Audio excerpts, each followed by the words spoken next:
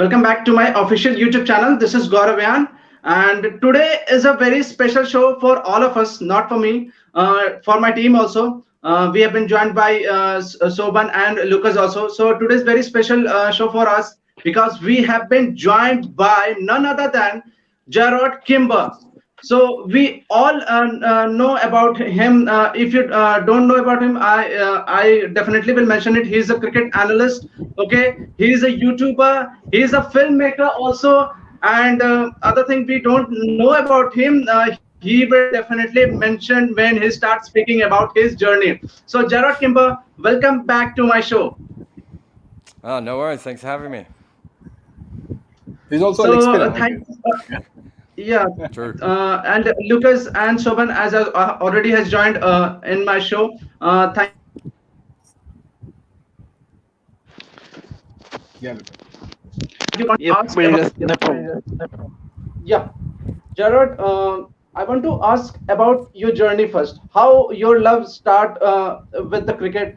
How you have been going through with a lot of things, the YouTube and the filmmaking and cricket analyst.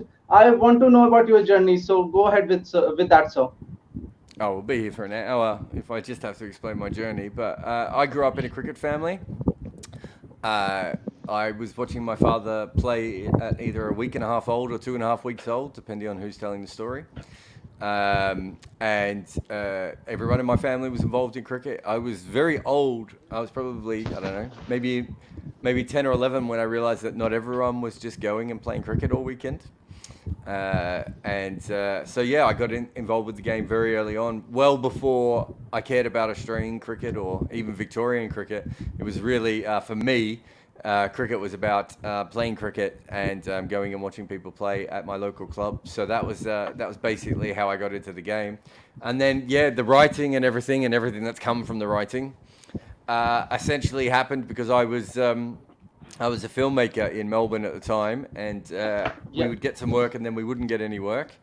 And the guy that I was running it with, we were like, we have to come up with some side hustles here. And I said, well, I'll just start a cricket blog, see if anyone will give me any money for that. And it started pretty well, to be fair, and then it got a lot better when India and Australia played each other in Sydney, and everyone in world cricket acted like a giant idiot for about a week and a half.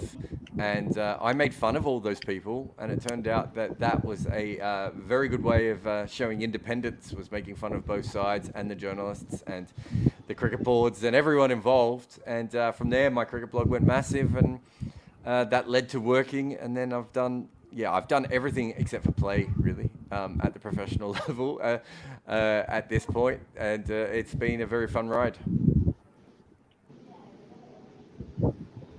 Okay, so And Jared, thank you very yeah, much for sharing maybe, your journey about. Okay, and we'll move on yeah, from Gaurav, cricket right now. So you must have been watching cricket right now, and World Test Championship final recently finished. So we will definitely want to discuss about that. So according to you, what went wrong for India and what went right for New Zealand? Nothing went wrong for India. They lost the test match. I don't know why people keep saying this. People keep looking for this magic answer where something went wrong. Like, two teams went up against each other. Both picked what they thought was the best possible lineup. The test match was sort of randomly put together because of rain. The ball didn't seam as much as we probably expected it to, which helped the team that had more swing bowlers. And one team made more runs than the other. Like, it's not... There isn't some magic thing. The amount of times I've been asked this question, it's really weird. When you have two teams who are of a similar level, the chances are that one team is going to win one test and one team is going to win another is quite high. If this was a 4-test series between the two teams, if they'd ended up at 2-all or 3-1 or 2-1, I would not have been surprised if the results had gone in either direction. I think they were very closely matched teams in those conditions. It's not like New Zealand got away from India. They didn't score a massive amount of runs and win the game easily. You know, it was quite a hard-fought game, and it probably evened out at the best when New Zealand was batting at the end. But by then, a lot of the pressure was off New Zealand, obviously, as well. The game had changed in the way it was. So No, I don't see that as anything that went massively wrong. They just lost a knockout game, which is probably why we don't suggest knockout tests as the best way to work out who's the best team. Okay, go ahead, Soban. Soban, you Just need to going back, unmute yourself. yeah, just going back to your previous question. Mm-hmm. It's your love for cricket. That's why you got married in the Lord's cricket ground. I got Is that married the in the reason? Oval. Let's get that straight. Yeah, I wouldn't get married in yeah, Lords. Fuck them. yeah, Yeah, no, I got married. I got married at the Oval. yeah. I gave my wedding speech under a picture of Alex Stewart, where I sledged him. I don't think Alex is a big fan of my work, so I don't think that matters too much. But yeah, most people in my life generally have something to do with cricket. My wife was a big cricket fan. She grew up in a Sri Lankan household in England. Her father went and watched Essex games. She loves Sachin Tendulkar. I don't know if you can see it, but I've got Sachin's signed boot behind me because my wife doesn't know where to put a boot in the rest of our house.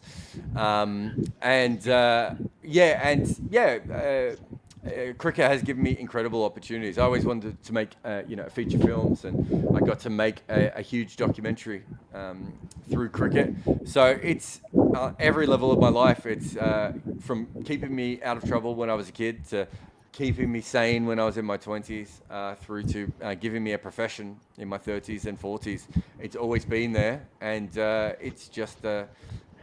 It's not. I think for a lot of people, there's a moment they fall in love with cricket. I just was always there for me. It was just. It was as much part of my existence as anything was. So, I still love it as much as I have. As I think there have been times when I've probably fallen slightly out of love with it. That you can't when you work in my profession. There's a certain aspect of watching the sausage being made, and I have seen a lot of sausages being made. You know, cricket changes when you share a limousine with David Warner. Like you suddenly get into a different society of being a cricket fan when you're suddenly hanging out with David Warner, or when your captain of your team is coming up and screaming at you, or when a very angry cricketer is calling you up. It does change, but it's still, for me, it's endlessly fascinating sport, and I love working in it. And I think, Jared, I rate you enormously because you brought a fun to the analysts. We have seen in the previous generation, there were writers, but they were very professional on the way they conducted themselves, the way they wrote. But you were a trailblazer, in my opinion, because you have done some analysis. I was one day I was watching a Cricket Info show where there was Ronak Kapoor, Ian Chappell, and I guess you also joined them from Kolkata. And your analysis was something outstanding, and I could never imagine someone analyzing the game in front of Ian Chappell in that way. So you brought that fun, in my opinion. If someone if you can find a hero, then it is you.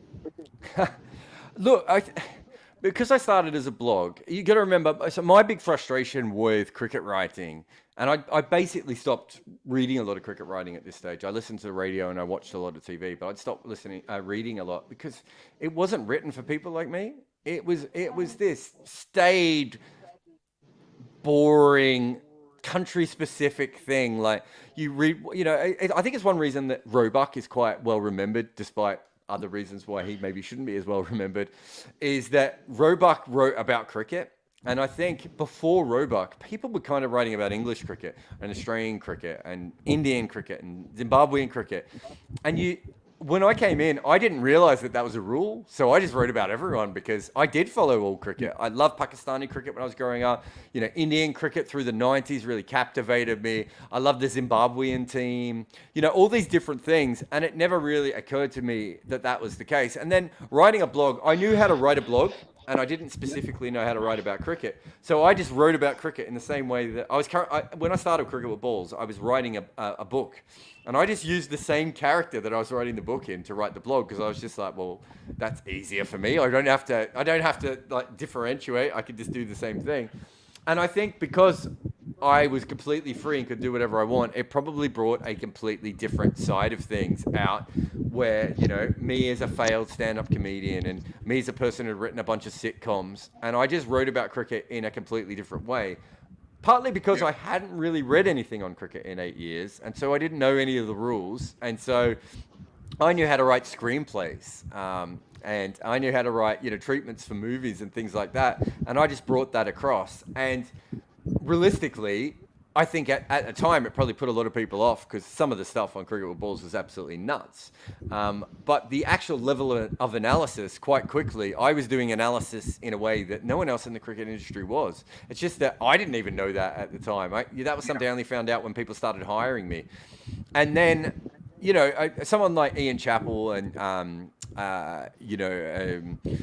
a lot of the older sort of cricket, whether it be writers or broadcasters or whatever, they just don't watch as much cricket as a lot of us do.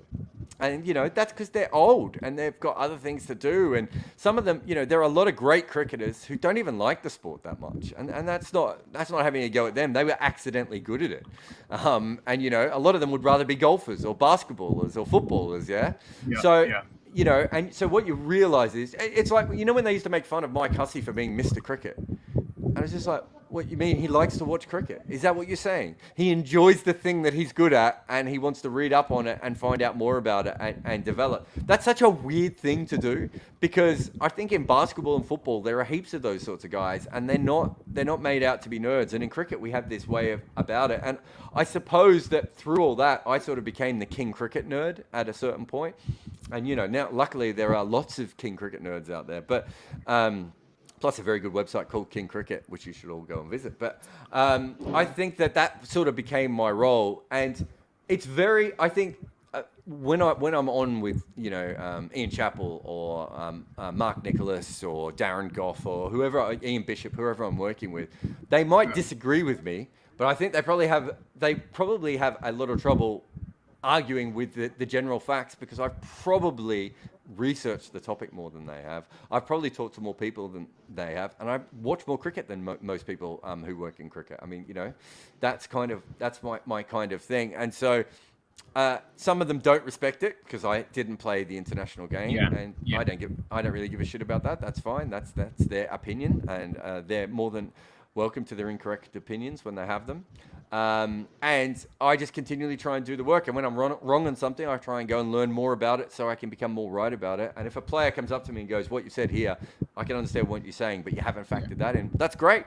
Now I have more information and I can go forward. So I suppose that we are in an era where almost every broadcaster on cricket played first-class cricket. I think Jim Maxwell and Harsha Bhogle and a couple of the BBC experts would be the only ones who haven't done that.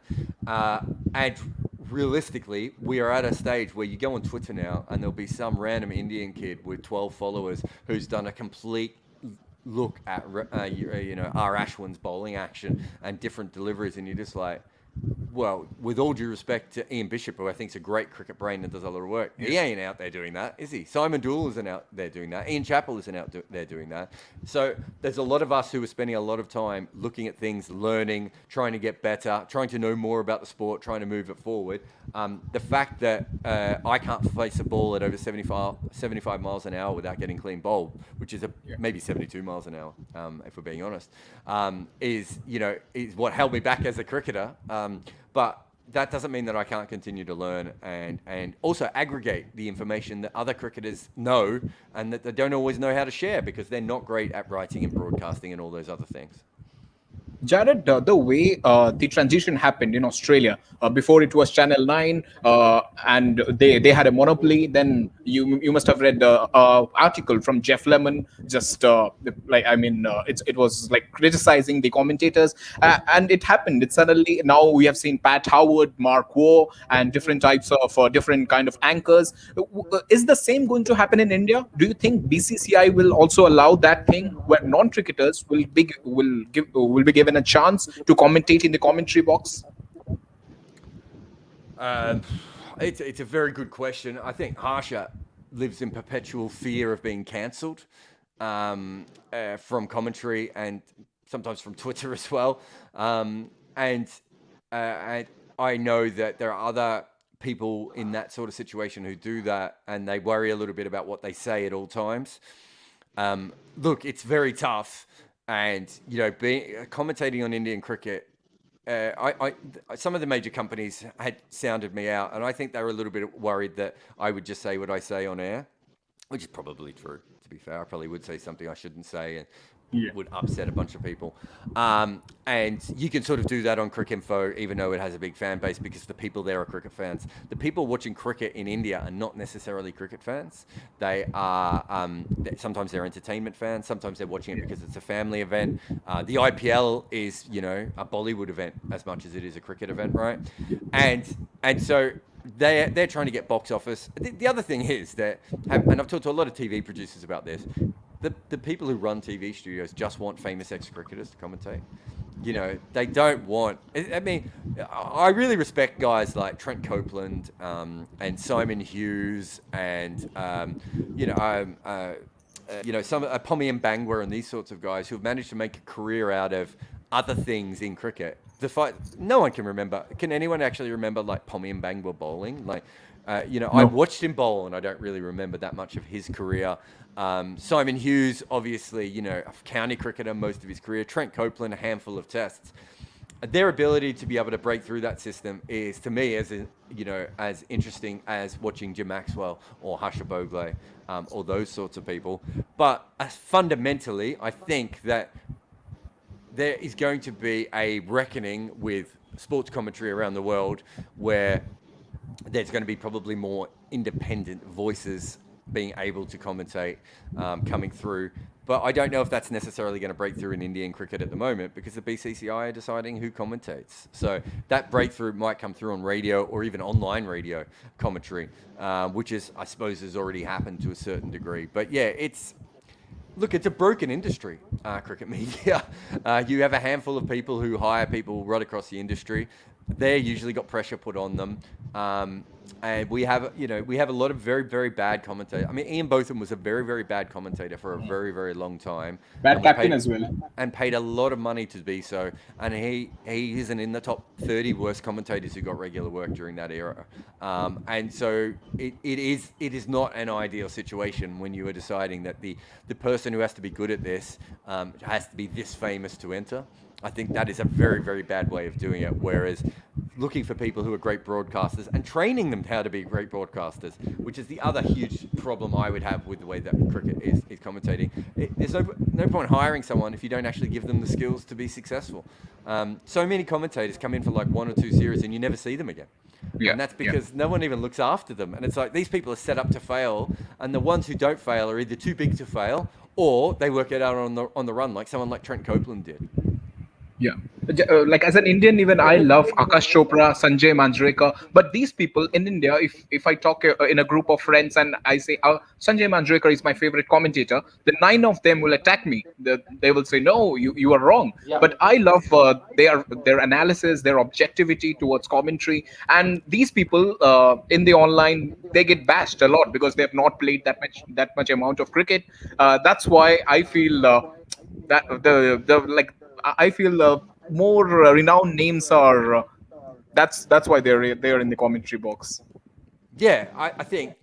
Look, the problem is that being a very good cricketer does not make you a very good commentator, and why anyone would think those two things are linked is a really odd thing. If you have played 20 or 25 international games and you've played 10 or 15 years of first-class cricket and List A cricket and those sorts of things, you know most of the things that you need to know to be able to commentate. I think you want 1 or 2 players who are legends around or very good players around because those are the guys who really worked it out. Do you know what I mean? At another level.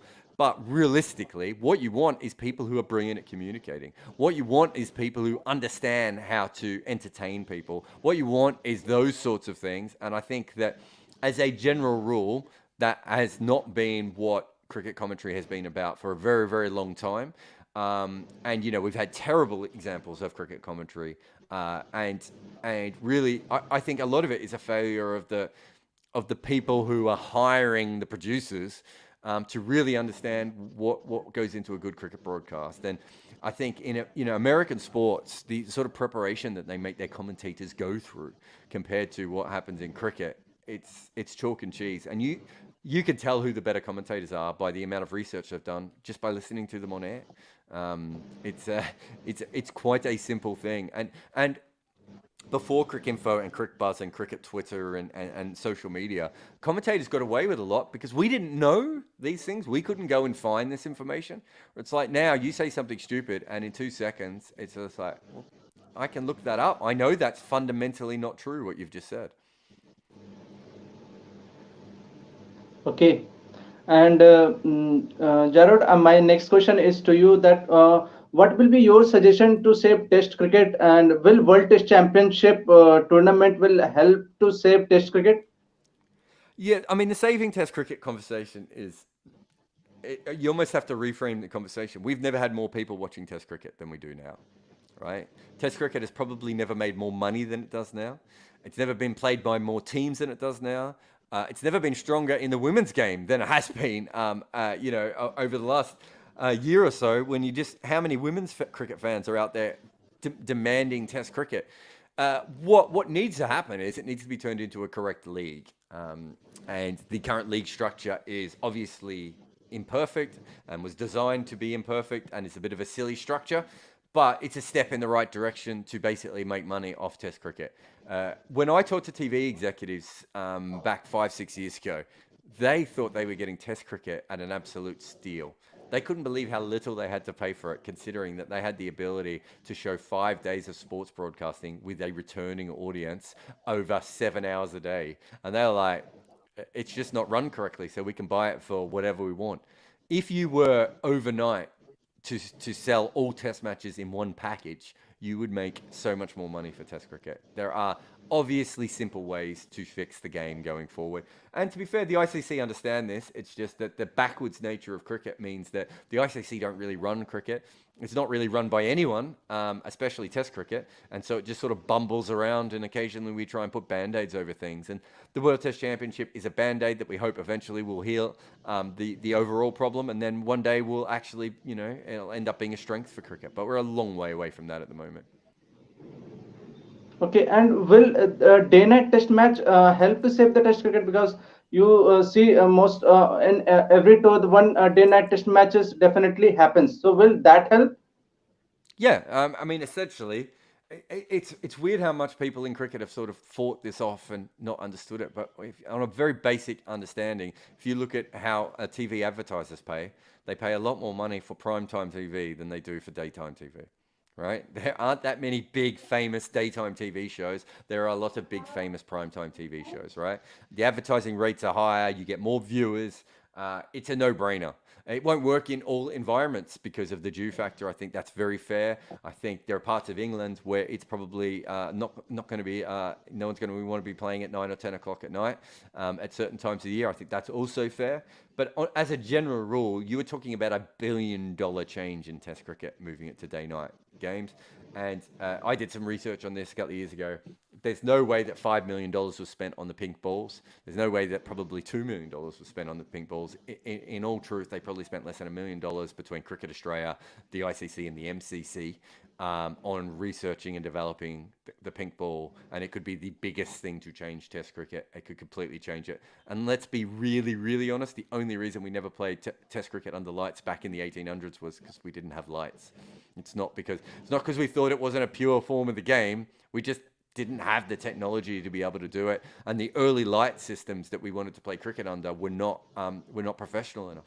They weren't professional enough. In fact, some of the early day-night games were really unsafe. If we had the technology back then, W.G. Grace would have loved to have played a day-nighter. It's a ridiculous thing to believe that it shouldn't be part of the game. Okay, and coming back to World Test Championship, definitely from right now and from 2023, there will be happening World Test Championship again. So in future, what are the changes you want to see in that tournament? It's not that I want changes in that tournament. I mean, essentially, it has to be built again from the ground up. The ICC have to be in charge of it. There has to be a proper fixture list. It has to be sold as a rights package on its own. All the players have to be paid from the rights package. All the ground costs have to be paid from the rights packages. And then we will never have to hear that we can't afford to play a test match anymore. Right? There's more than enough money in selling this as a package and making enough money so that every country in the world can host 5 home test matches a year if they had to.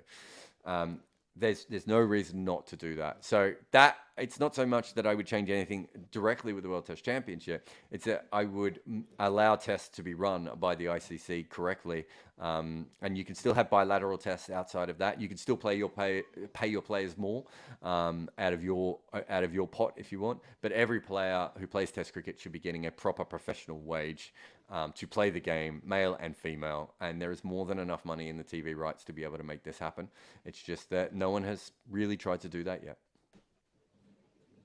Okay, and what are the reason? Moving on to the Australian cricket, because we have two Aussie here right now.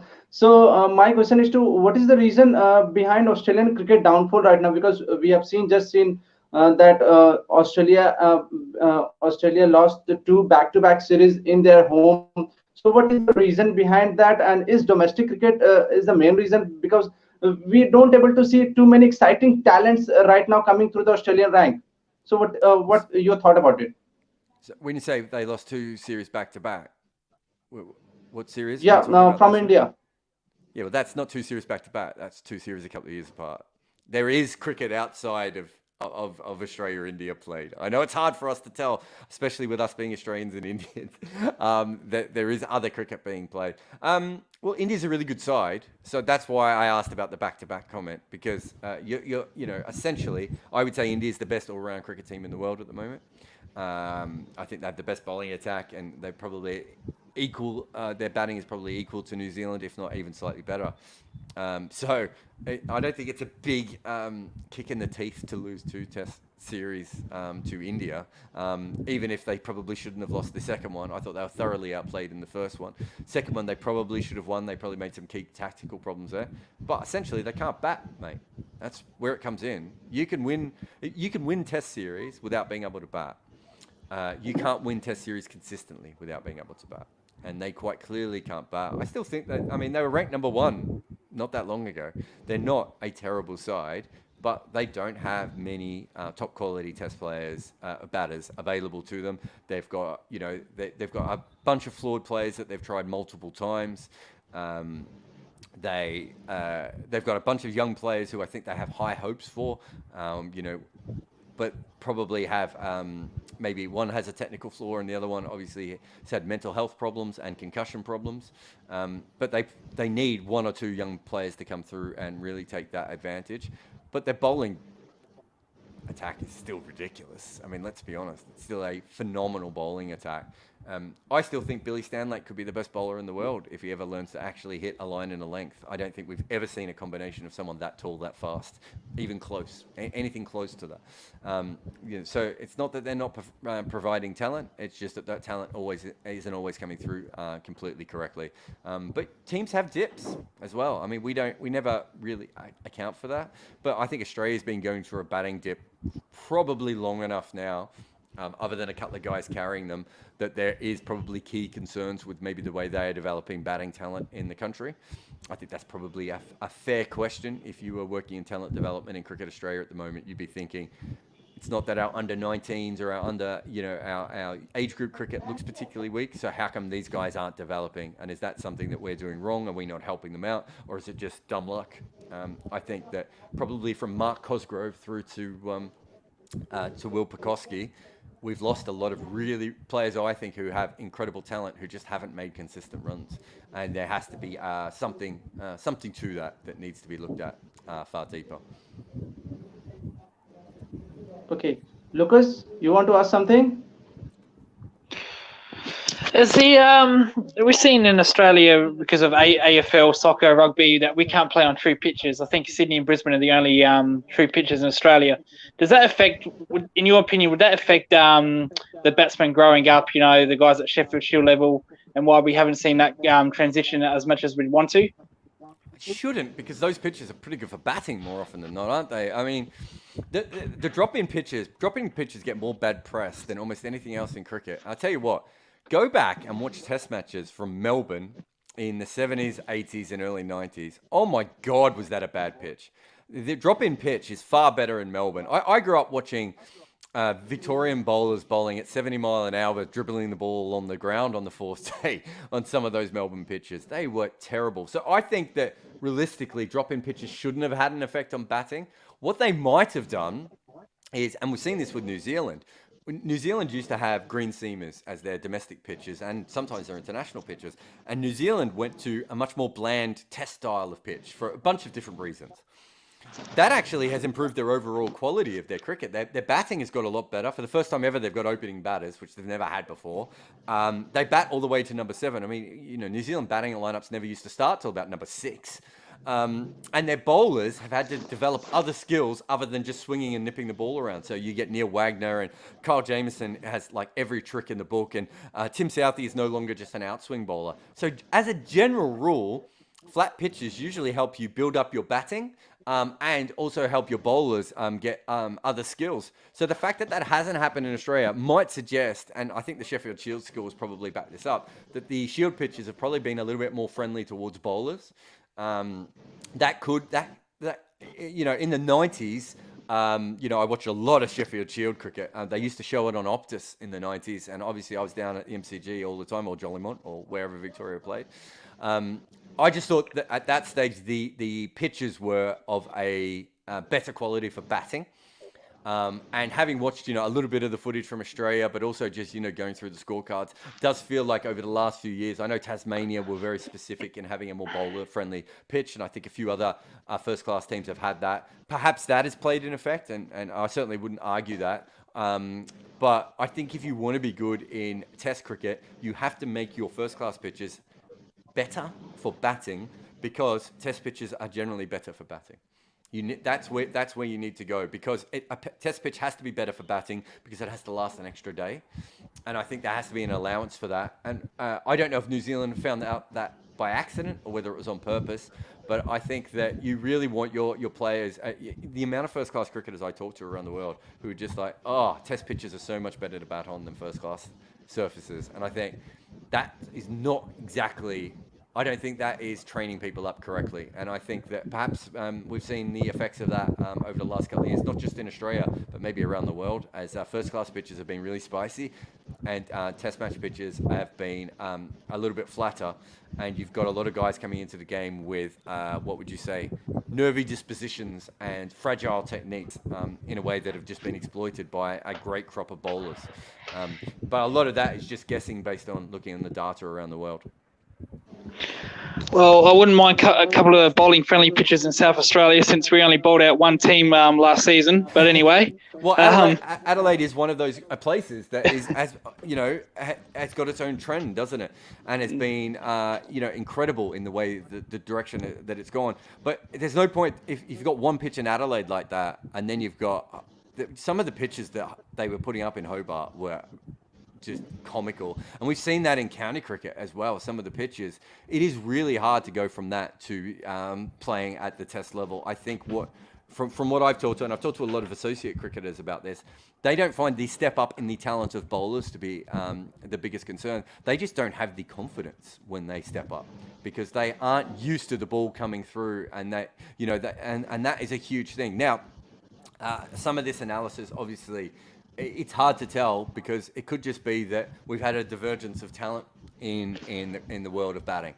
So many young batters, when they show any talent now, spend all their time on white ball cricket, which might completely change things. And I also think that, just as a general rule, everything has been in favour of the bowlers, especially fast bowlers, in the last 5 years of Test cricket. And so maybe Australia was getting by before with slightly less talent, with 2 or 3 guys being able to carry the team, whereas I'm not sure that you can get away with that now, just because there just isn't a bad bowling attack. Suranga Lakmal used to be absolutely dog shit, and now he is incredible, right? And Ishant Sharma is exactly the same. Tim Southee went through huge periods where he wasn't very good. It's really hard to go up against. And look, Zimbabwe. You face Zimbabwe now, and you're facing a 6'10" fast bowler who can nip the ball both ways.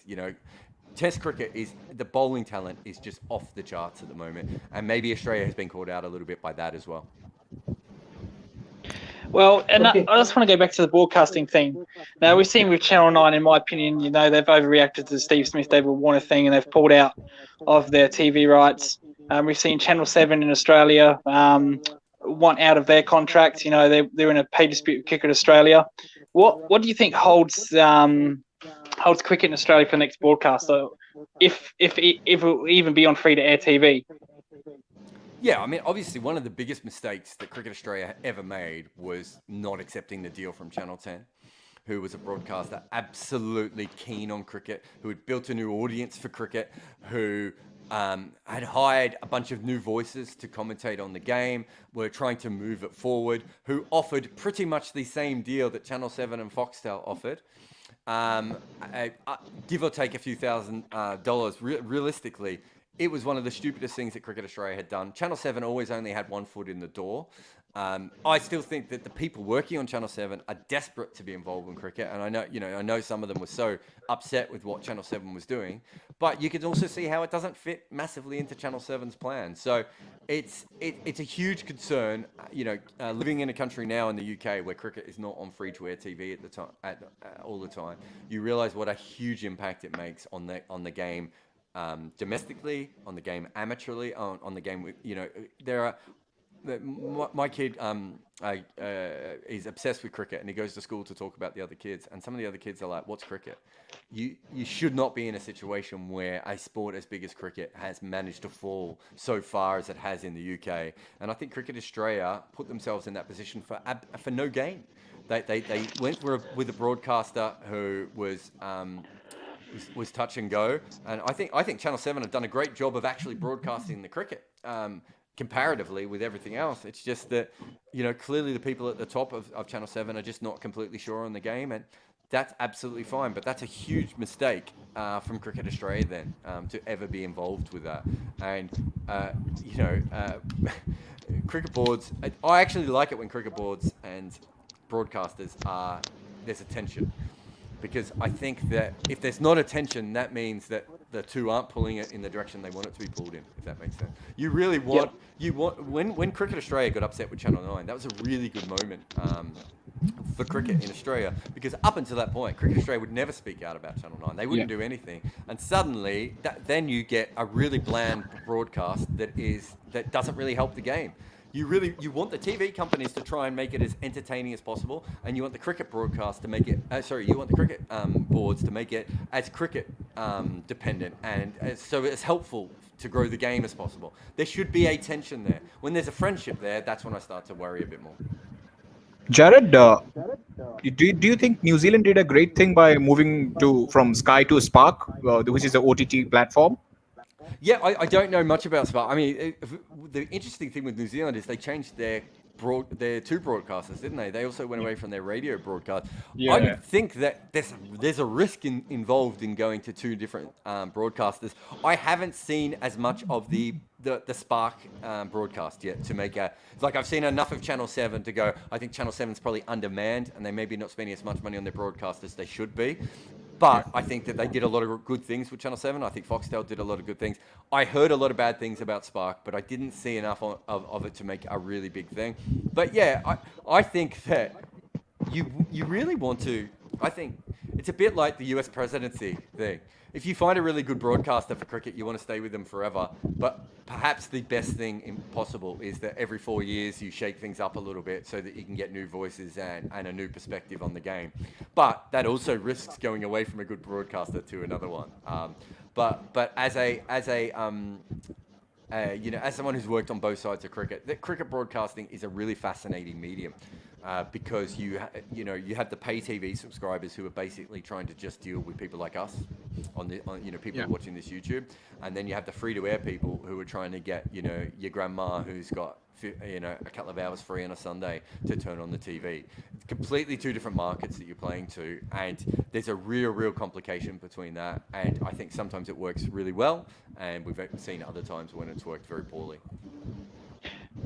Well, personally, I feel very sorry. I feel very sorry, for the people that haven't got these cable services, and they rely on free to air. I have a lot of sympathy for those kind of people.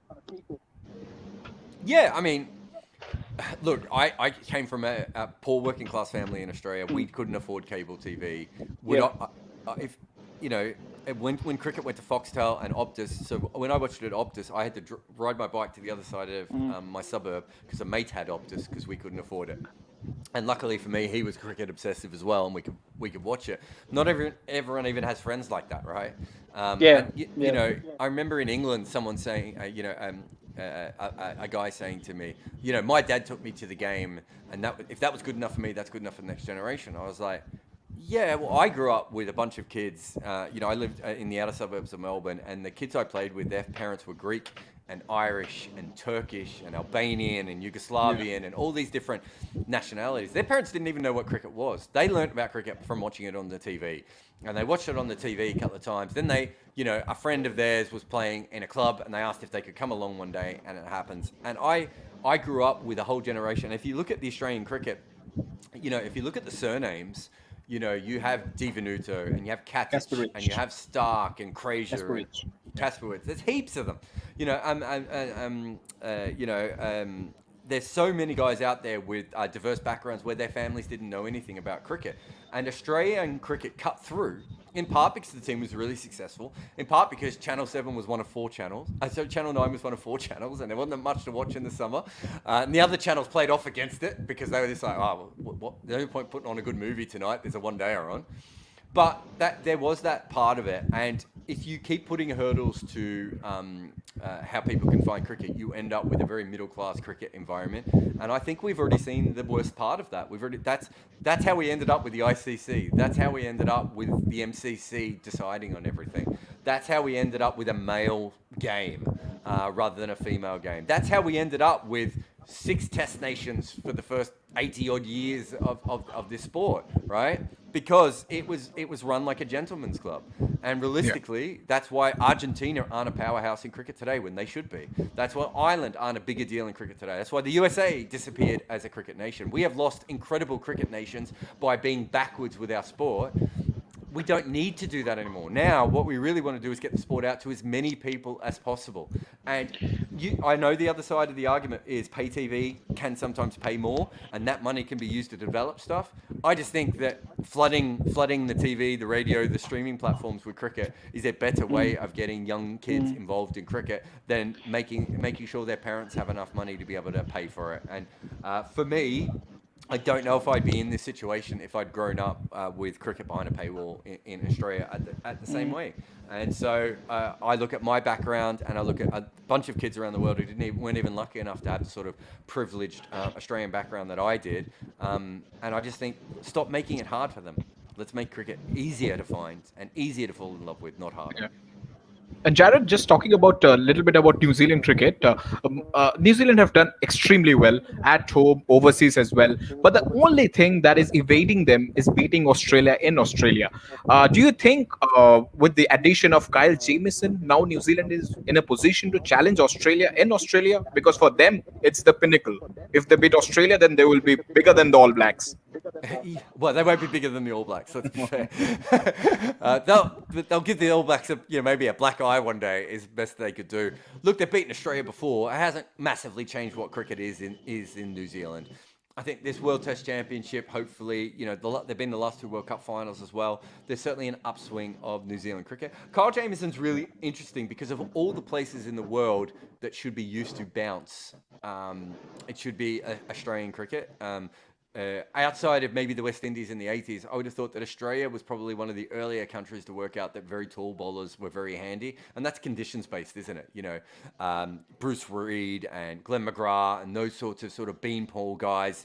You see them in first-class cricket. Guys like Steve McGoffin and have always been very, Joe Angel have always been very successful in Australian cricket. So I think Australia is more used to that big, tall, fast bowler than other places are. But if Kyle Jamieson is anywhere near as good as he looks like he is, and he can swing the ball and seam the ball and do it at around 87, 88 miles an hour from 230 centimeters, which is where he's releasing the ball, then, good luck playing him for anyone, really. Outside of Asian conditions, which should blunt him a little bit, he should be a consistent threat everywhere. I think over the last couple of years, I thought New Zealand have taken some very good teams to Australia and then kind of shat the bed when they've got there with selections, a little bit with the pressures got to them. If they keep playing the good cricket they are and keep developing the cricketers that they have been, they should be able to, beat Australia in a home series and then maybe be better away from home. But, sometimes it's just, having worked with teams, that sort of the mental aspect can be a really, really important one. And, the legacy of losing to a team can sometimes disappear like in a heartbeat, but sometimes it can hang around a little bit longer. But I would say that Australia just matches up very well against New Zealand in a way that perhaps other teams haven't. Okay. Jarrod, my next question is to you. You have seen Ashes series a lot because Ashes series will be starting very soon. Okay, so which Ashes series you have enjoyed the most? Which Ashes series? Because if personally, if you're asking with me, I've enjoyed 2005 Ashes series the most. So what about you? Oh, 2005 is the best Ashes series of modern times. Like, Yeah. As far as the test matches go and everything, I really enjoyed the last Ashes series. I thought that was fascinating. It kind of petered out a bit when Australia felt like they'd won the series after going 2-1 up. The last test maybe it was lacking. That was disappointing, the last test. Yeah, it's funny. I've talked to some of the players since. I wrote a piece about it, and a lot of people said, "Oh, you don't know what's going on in the camp." And afterwards, I was like, "Yeah, actually, I've made a bit of a guess there. Maybe I don't know." And then I talked to some of the players afterwards, and they're like, "No, we did kind of take the foot off the accelerator, and if we had that test back, I don't think they would play that same way again." But that was a brilliant series. I think 2009 is the best one. 2005 is the best one in recent memory. 2013-14, that's sort of the mega Ashes, one after the other, was an extraordinary year of cricket looking back on it. But from an actual cricket perspective, don't think you can go past 2005. But I really enjoyed 13-14 because, I got to watch Mitchell Johnson, not just in Australia. I then went to South Africa and watched him there as well. That was phenomenal, watching him and Ryan Harris bowl in a period where people, nowadays, everyone's taking wickets like those two did. But back then, it wasn't so common. And the last Ashes series, I thought, was absolutely brilliant as well. Jofra and Marnus and Smith, Stokes. There was just a lot of phenomenal performances, and you think of some of both those teams are really flawed, but some of the talent that they also had, I found that a really fascinating series of cricket to cover. And but 2005 is, as a historian of the game, when I went back to write about the history of cricket, I really didn't want to focus too much on 05 Ashes or the 01 Australia-India series. You do realise that while there have been a lot of great series played, there are very rarely test series with that sort of tension, with that sort of incredible nature as those two test series had. You can understand why, for someone who had been watching cricket for 40 years, they really stood out. And they were both incredible series, so it's very hard to go past them. Yeah. Well, I've got a question. How do we fix these smaller nations? We've seen Zimbabwe, get suspended from Test match, also international cricket. We've seen South Africa with their problems. West Indies, haven't been the same since the 80s and 70s. We thought when West Indies, Sri Lanka as well.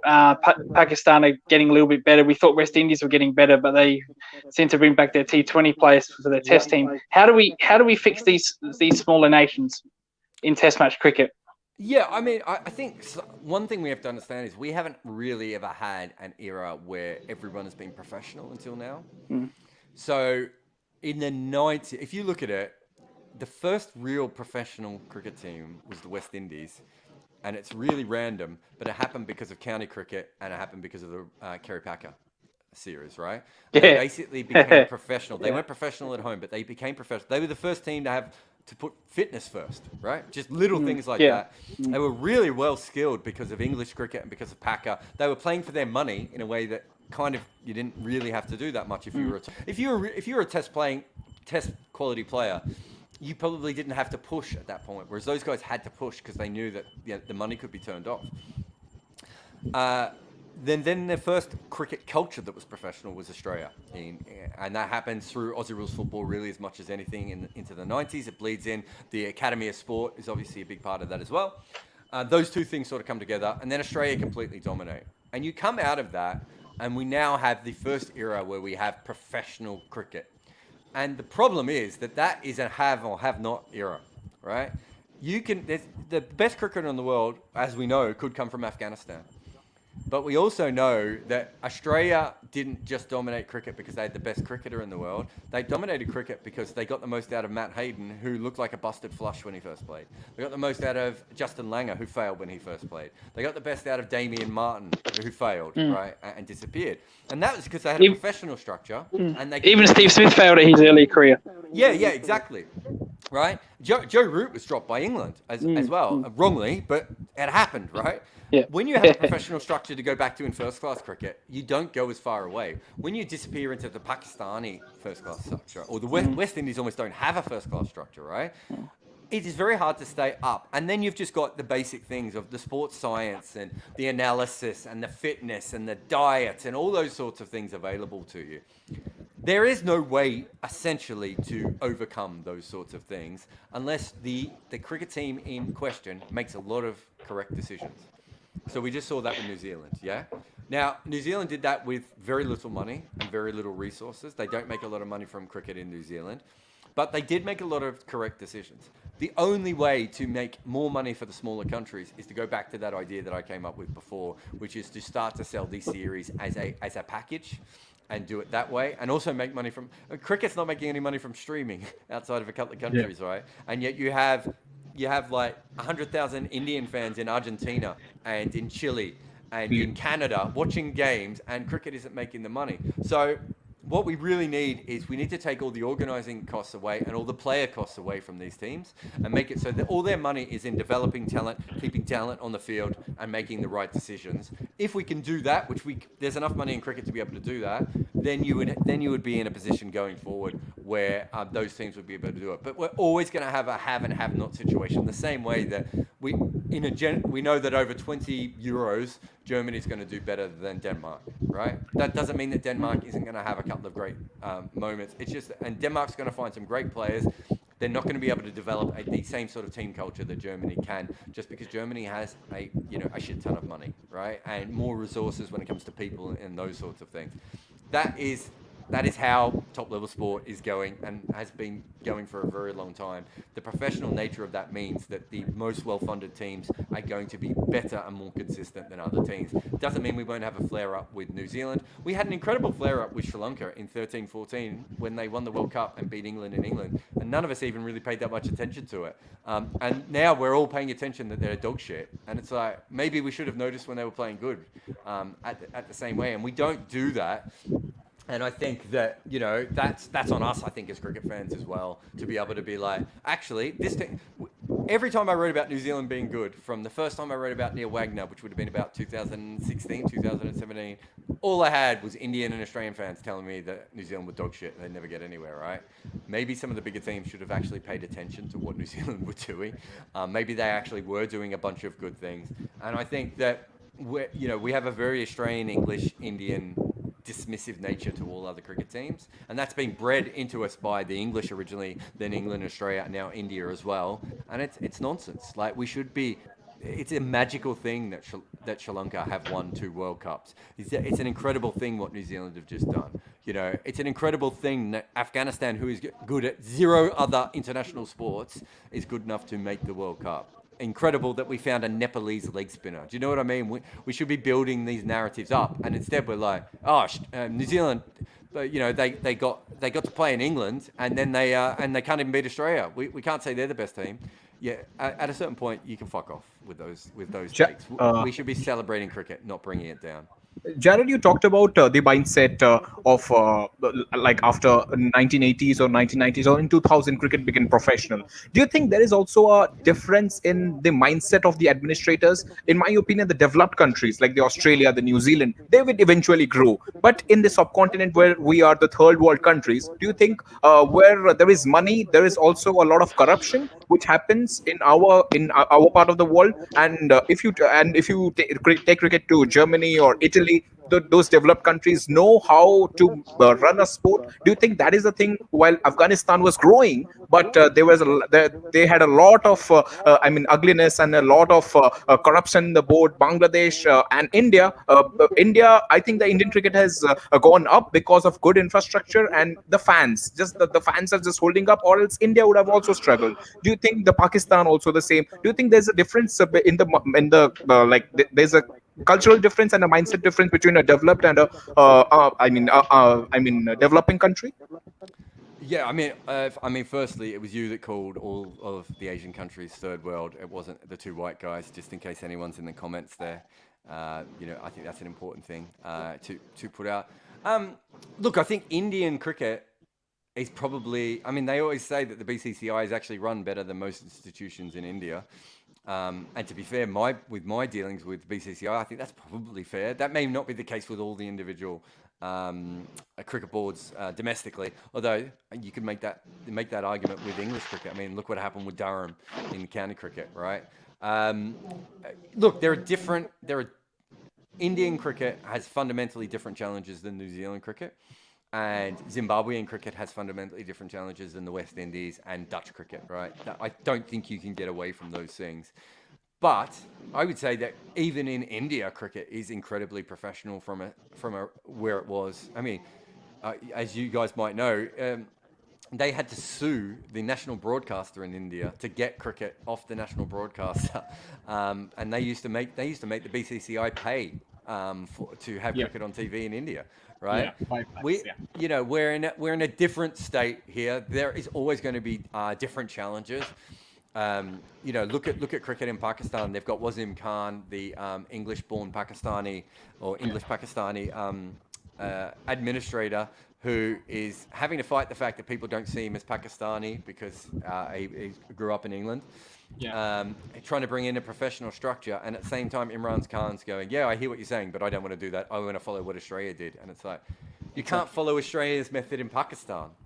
The same way that we're seeing the 100 is trying to follow the Big Bash. And it's like, again, these are different countries, and you have to allow for that within different professional setups.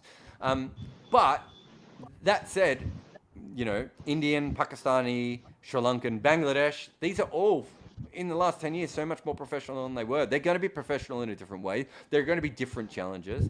There is never not going to be Cricket Ireland and Cricket Scotland and the Dutch Cricket Board are always going to have massive problems. But they're also going to have advantages over being in different kind of setups. But we've seen corruption in USA cricket, right? We've seen corruption in English cricket. We've seen corruption everywhere. These are problems with bringing a professional structure into what used to be an amateur structure. And those aren't going away, but you're going to get completely different problems in India than you're ever going to get for the Dutch or for Namibia, for instance. Yeah. I'm gonna go domestic here. And I hope the Redbacks are actually watching this video. We've seen the rise of Nottinghamshire. Have been bottom of their Div 2 for many years, probably 3 years. It's actually same as the South Australian team. What has there been reason for the amazing success this season? I think a big part of what Notts had been doing for a long time was prioritising white ball cricket. A lot of their success, it was only, I'm trying to think, they won a county championship. I'm trying to think when they won, when Notts won a county championship. It wasn't that long ago, though. It was within living memory that they were there and thereabouts at the top of county cricket. I know I went to a game where they were playing off for a chance to win the county championship. So they were a good team. But they massively prioritised white ball cricket at a certain point. And to be fair, they were one of the best T20 sides in the world. I think with the 100 coming in, there's no real reason for Notts to do that. And I think you'll see a team like Leicester. I know they've done a lot of investing into the infrastructure to make red ball cricket better. Northants was another team that went white ball dependent. And I think what county teams did was they were picking and choosing. Now that the 100's come in, there's not as much reason to be a very good white ball team. There's not as much reason to prioritise it, I suppose is the best way to put it. And so what you probably see is some teams now tacking back towards red ball cricket. But Notts has been a very good, a very good setup. I know Dan Christian a little bit, so I hung around a little bit at that stage. I have got a really good coach in Peter Moore. And I love Nottingham as a city, so I try and spend as much time up there as possible talking to the players and what's going on up there. I just think they've always had a very professional setup, and so they are looking at that. South Australian cricket is just a complete. I don't know what happened with South Australian cricket. I don't understand. They stink. That's the problem. They stink. But I don't understand how that has been allowed for so long. I know they had problems with Jamie Cox's methods when he was there. It's really interesting. Like they didn't want the Larrikins, they didn't want Darren Lehman, they didn't want Mark Cosgrove. Then they wanted to go all sort of guys in suits. Then they didn't like Jamie Cox's method. And it's like they haven't been able to find a method of either uncovering talent or, in Tasmania's case, encouraging talent to come so that you can supplement that. Nottingham's a really good example of cricket's quite strong in that area, don't get me wrong, and they do produce a lot of good players. But they're also a place that players really want to move to and have been for a long time. And one reason is that they had a very good record of getting players into the English setup. And another thing was they were very good at recruiting players who were not obviously English players, but were going to be just at that level below. And they did that for a very long time. I don't think it was quite a Moneyball thing, but I think there was a thing of, if we can get a bunch of players here, if we can get a bunch of Harry Gurney type players, we're not going to lose Harry Gurney to for too many games. Samat, even some of the local players like Samat Patel, I'd like fringy level England talents. Haseem Hamid as well. Yeah, he's a recent one, but they've been doing it for a long time. Realistically, almost going back to maybe just after the KP era. Getting someone like Darren Pattinson, they're very good at recruiting players there. And Tasmania, a part of Tasmania's success came back to the fact that George Bailey was absolutely brilliant at getting players to come down to Tasmania and go, look, you can probably play 3 games for New South Wales this year. We'll give you 8. Nottingham did a very, very similar thing. And they've been very, very clever when it comes to that for a long time. I think a lot of first-class cricket teams are, I don't want to say backward in their thinking, but they're maybe not very strategic in how they're trying to build a good team. Yeah. So they're trying to develop young talent and then hope someone from New South Wales or Victoria comes over and props them up. They hope they get a Klinger or a Dan Christian for a little while that can prop them up. And it's like, I think that cricket has moved beyond that at the first-class level. A lot of my friends play Indian first-class cricket, and the conversations they now have about moving teams and, where to go, and it's way more developed than the old days. I remember interviewing Stuart Law. I'm trying to remember what year. He was coaching Sri Lanka. Must have been around 2011, 2012. And Stuart Law was saying to me, don't you agree, Jarrod? It's shit when Victorians go and play for another state. And I'm like, it's 2011, mate. They're professional cricketers. They should go wherever they have to go. We've got guys moving countries because they can't get positions. They want to play at the top level that they can. So that shows you what the thinking was in Shield cricket still up until that point. People were seen as failures if they didn't make it for their home state. And counter cricket used to have that feeling as well, less so, and I know it's the case in India as well. So I think now we're getting to a point where the smarter teams are coming up with theories and plans to get the most talent they can. And for whatever reason, the Redbacks have just not managed to do that. And look, I stopped following Redback cricket so long ago just because it's like, call me when it matters again. Do you know what I mean? I follow so many cricket teams around the world that at a certain point I just have to be like, one day the Redbacks are going to be really good and I'm going to have to pay attention again. And they had that brief flare-up, obviously, where I thought it seemed like they were onto something, and that has gone. They've invested last year. They invested in young players like Kerber, Scott, and now they've after 1 year they realised, well, that's not going to work. We're going to have to look in somewhere else. And it just it's so confusing. It gets kind of farcical in some degree, because as you said, they are a proud state when it comes to cricket. They've produced some fantastic cricketers over the years. And at this point, they've gone absolutely nowhere. Their board doesn't know what to do. The sucker doesn't know what to do. And it's just an absolute circus. No, definitely. I think I think part of the problem is that they're a legacy state.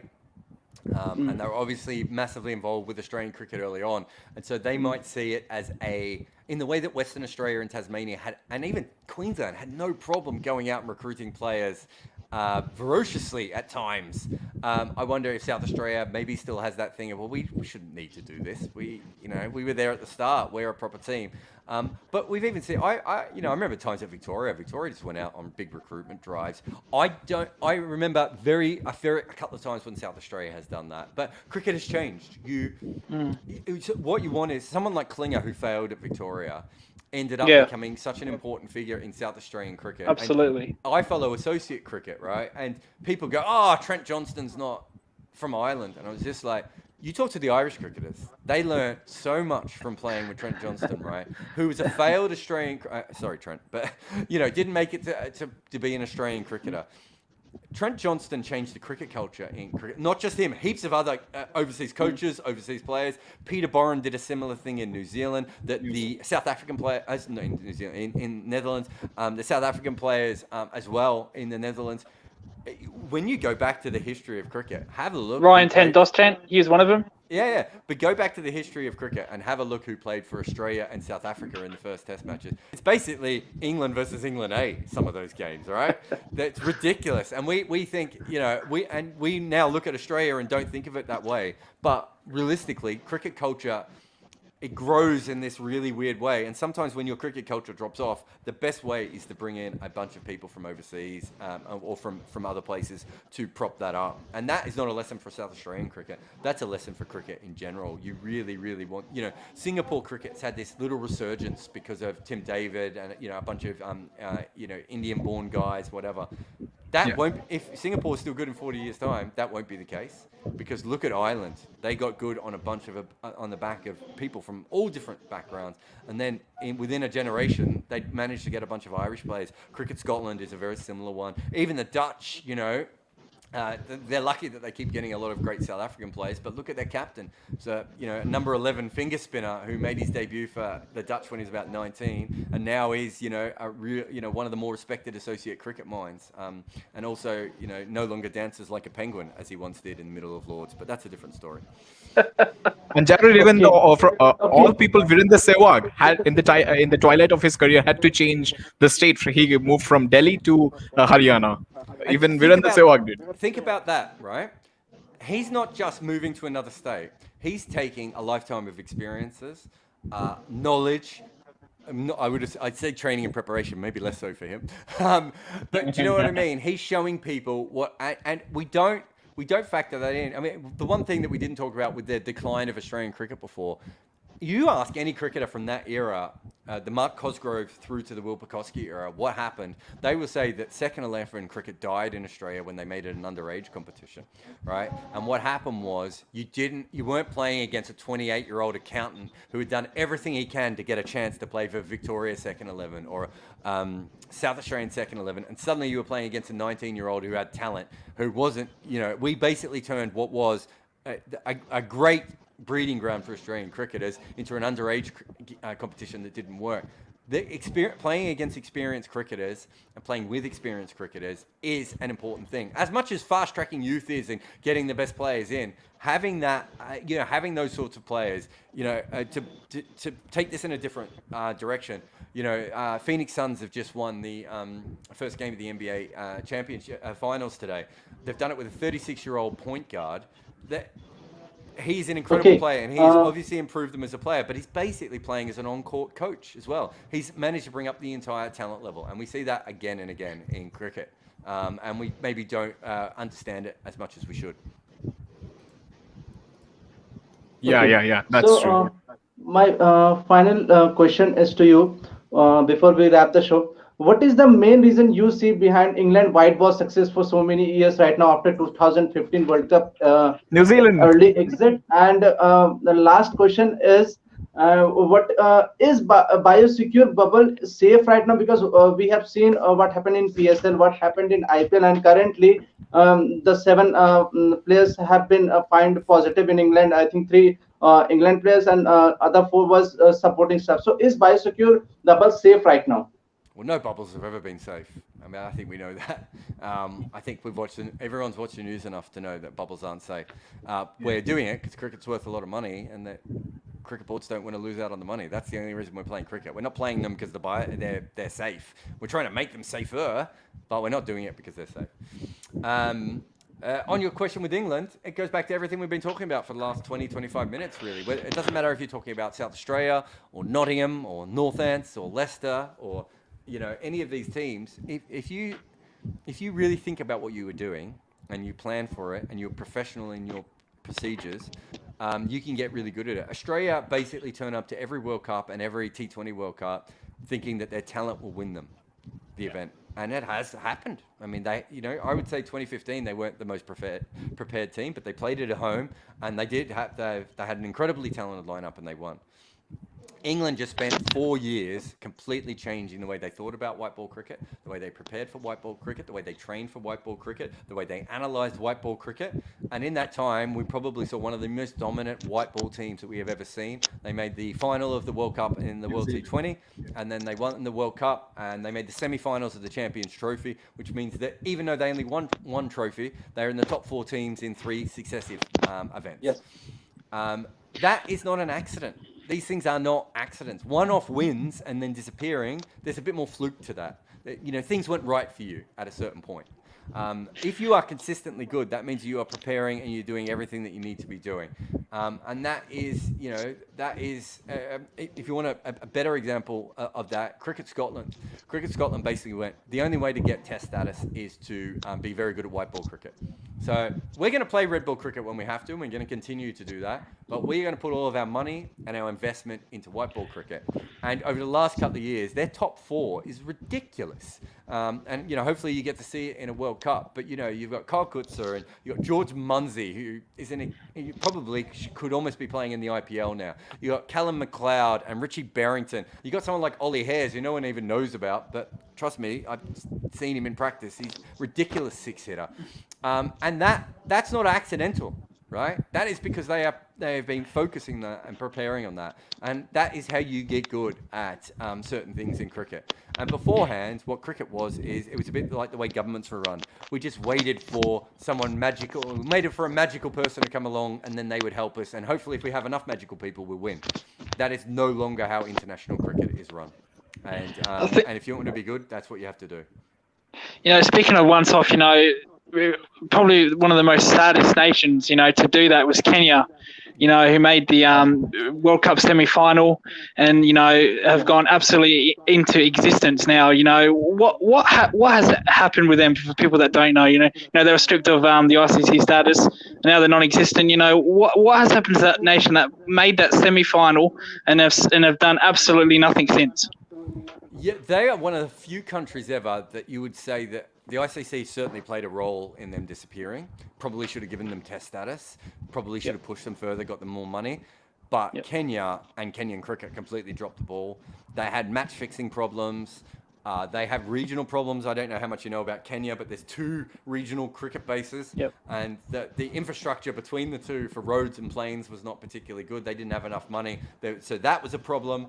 And it's not the only time that this has happened. Kenya was once one of the best hockey teams in the world. They got really good at hockey, and they qualified for the Olympics over and over again in hockey, and then one day disappeared. And that's because they didn't back it. They didn't invest in it. And that's a problem. You're talking about that World Cup semi-final. They still have players from that team playing. Colin Zaboya still plays for them. He was a leg-spinning young champion back in 2003, took a 5-wicket haul. Yeah. Now, and for most of his career, he's been a batter. Now he's bowling really good leg spin because it's T20 cricket. So he's coming back as a good leggy again. I had the pleasure of meeting him in the UAE for the qualifying tournament. So essentially, that is what has happened with Kenyan cricket. They dropped the ball a little bit, but had the ICC pushed them, and they weren't just good in 2003, don't forget. They beat the West Indies in 1995 as well. They had one bad World Cup in 1999, but they beat Test teams in 1995 and in 2003, and good teams, not Yeah. terrible teams, good teams they beat. They didn't, we're not talking about scraping home against Bangladesh or No. anything like that, or even Zimbabwe. They beat good teams. They should have been around. And They were a essentially, proud cricket nation. Absolutely. Don't get me wrong. They were a proud cricket nation. exactly, and they were allowed to fall off, and that's a problem for cricket. But Kenya has to also step up and say that. I will say this. There are still talented cricketers in Kenya. I watched them play, some good young players coming through, but they have to actually do something better with the game at the moment. And, they certainly haven't been doing that. Jarrod, do you think these small cricketing nations they are also quite afraid to lose talent? Like we have seen a country like Qatar going to different countries and literally picking up the athletes to represent them. Do you think that is also going to happen in the future? Like teams like Australia or any other team, like for example England, will go to African countries and pick the main talent, which is happening in Spain as well and Brazil. Yeah, I mean, it's going to happen everywhere. We're a global society now, aren't we? I think Gareth Southgate said recently, I can't remember if it was the European underage tournament, so many of the players were dual citizens, dual nationals, and, sometimes more than two countries. I always say this when people say, my kids are growing up with an Australian father and an English Sri Lankan mother. They're going to grow up in England, but they're going to learn a lot about Sri Lankan culture. They already know, and Australian culture. But they're going to grow up in England. Who's to say to them who they feel like they should be playing for? And then the next step is we've already seen countries like Qatar and those sorts of countries just go and get really talented people for their athletics teams. Why wouldn't Qatar do that for their cricket team? And Qatar has a very good cricket team at the moment as well. Like they qualified for the World Cup. I really like their T20 team. That will happen. Yes, there's money in sport. There is why should you end up being an amateur level talent in Pakistan who can't break through when you can be a professional in Qatar and travel the world and play for Qatar? That is going to happen. It's going to happen at the franchise level and it's going to happen at the international level. Yeah, I got one final question for me. Who would you give the next test status to? I probably. What country? If I was doing it, I'd probably have a 2-division system. And I haven't been following the red ball cricket enough, but obviously Nepal, Scotland, Netherlands should probably be in that 2nd division at the moment. I'm trying to think if I'm missing anyone. USA are a bit further behind, but not too far behind. Papua New Guinea, I don't know if they played as much red ball cricket. Namibia are not that far away as well. I don't think any of those teams would be embarrassed if they were in a second. Let's say we have a 1st division of 7 teams and a 2nd division of 7 teams, or a 1st division of 9 teams and a 2nd division of 9 teams. I actually like that idea. Yeah, I think we can find enough players to be able to do that, and then we could have a 3rd division as well. The whole thing with test status is we've made it into a bigger deal than it needs to be. If test status was such a big deal, you would be able to lose it for playing shit test cricket, and you don't lose it for playing shit test cricket, right? If you shouldn't be able to keep test status once because you got it in 1930 in a boardroom. You should get it for playing really good cricket consistently, or everyone should have it, and there should be divisions. Okay, I agree with let's that. move on to question answer session right now. First question got more is questions. I thought Gaurav we were has finished. asked you, Jarrod, what is your take on new point system of this World Test Championship circle? Isn't unfair that teams who playing less test matches, it will be advantage for India because they will be playing more matches?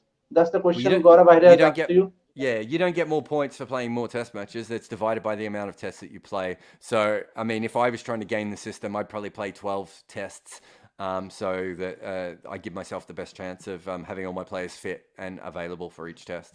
So, no. There are advantages to playing more tests in that the Indian players are more used to playing test cricket and play in more places and will be more developed. But there's certainly a lot of problems there as well. Okay, and the next question is Sanskar has asked you, which network is better, Star Sport Network or Sony Sports Network? I don't know if I have a strong opinion on either of those two. They've both got strengths and weaknesses. Who's the one that does the dugout? Is that Star? I think Star Sports. Star Sports. Yeah. I think that's a great idea, and I think more places should do that around the world. It's obviously taken a bit from baseball, but having a commentary that is not for general fans and is for cricket-specific fans is a great thing. We don't get to listen to it because I don't think it gets broadcast in the outside of India. But as a general rule, I think it's a fantastic thing. Okay. Thank you very much, Jarrod, for coming to my show. It was a pleasure talking to you. I hope you have also enjoyed in the show. Yeah, no problems. Thanks for having me, guys. Thank you very much for joining. Really appreciate talking to you. Yeah, Lucas, go ahead. Yeah, I said, yeah, thank you for coming on the show. It was really appreciated to get your knowledge and your opinions and hear my opinions as well. One more question. Thank you. One more question, because my editing team has asked to you before you go. Samar Desai has asked to you why Indian batsmen fail in ICC knockout matches. That's the final question. Because Indian batsmen fail in all matches. There's no form of cricket that batters don't fail in. So that's Okay. like it's one of those questions that doesn't mean anything, and the person asking it thinks it means something because they've seen it happen a bunch of times. But if you are a very good cricketer, you are going to make a lot of runs, and you are also going to fail a lot. Some of those games will be knockout matches, and some of those games will not be knockout matches. And the fans will remember the knockout matches more. There is very little evidence to show that there are big game players and knockout match players and not match. If you're a very good player, you make runs consistently, and if you're a flawed player, you go out more often. And that's how it goes. Dawid Malan is not the world's best player because he has played, because he's made a lot of runs in international T20 cricket. We know that because we've seen him play in all the other formats of cricket where he fails. He's just managed to make his runs at the right time through a bunch of different things. And these things happen. But that's not how us as fans process this information. But I better go. So thank you very much, guys. You have a good one. Yeah, thank you, Thank you. Jarrod, for Thank you for coming joining. coming to my show. I hope you will join us again in my show. It was a pleasure talking with you. No worries. Cheers, guys. Bye. Thank you. Bye. Thank you. Bye. Bye, Jarrod. It's time to wrap the show. Thank you, Lucas, for joining us. It was a pleasure talking with you. Also, you always join us whenever you find the time. Okay. It's time to wrap No the problem. show. Thank Video. If you like the video, do like it and subscribe it. And if you can share it with your friend also who watches cricket. So do like my video, subscribe it, share it, and you can follow me on Instagram and Twitter also. It's Gaurav, Ayaan. I am with the both. Okay, I think you can follow me on Instagram. It's Gaurav Ayaan. I'm there, and you can follow me on Twitter. It's Gaurav Ayaan. I'm both there. Okay, so it's time to wrap the show. Thank you very much, guys, for joining us. It was a lovely chatting with you all. Thank you very much, guys. Good night for now.